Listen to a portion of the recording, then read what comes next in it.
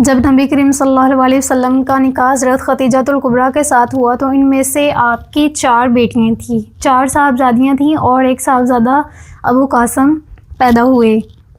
اللہ کو یہی منظور تھا کہ حضرت محمد صلی اللہ علیہ وسلم کی بیٹیوں کی عمر دراز تھی، طویل عمر تھی، لیکن جو صاحبزادے تھے وہ بچپن میں ہی وفات پا گئے۔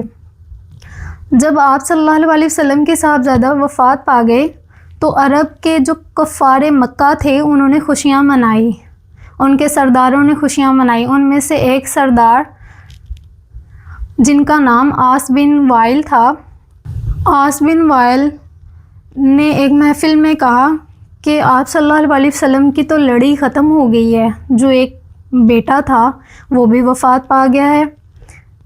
ایسے ہی پیشن گوئی ہوتی رہی کہ نبی کریم صلی اللہ علیہ وسلم کے آگے ان کے بعد کوئی بھی نسل چلنے والی نہیں ہے، چونکہ آپ صلی اللہ علیہ وسلم کے بیٹے نہیں ہیں تو آگے نسل نہیں چلے گی۔ ایسے ہی نعوذ باللہ وہ کہہ رہے تھے کہ دین اسلام ختم ہو جائے گا۔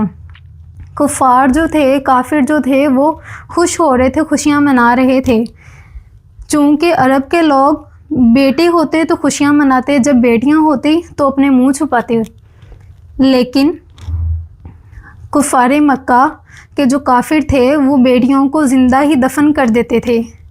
چونکہ نبی کریم صلی اللہ علیہ وسلم کی بیٹیاں تھیں، بیٹا نہیں تھا، تو پھر یہ صورت نازل ہوئی جو 3 آیات پر مشتمل تھی۔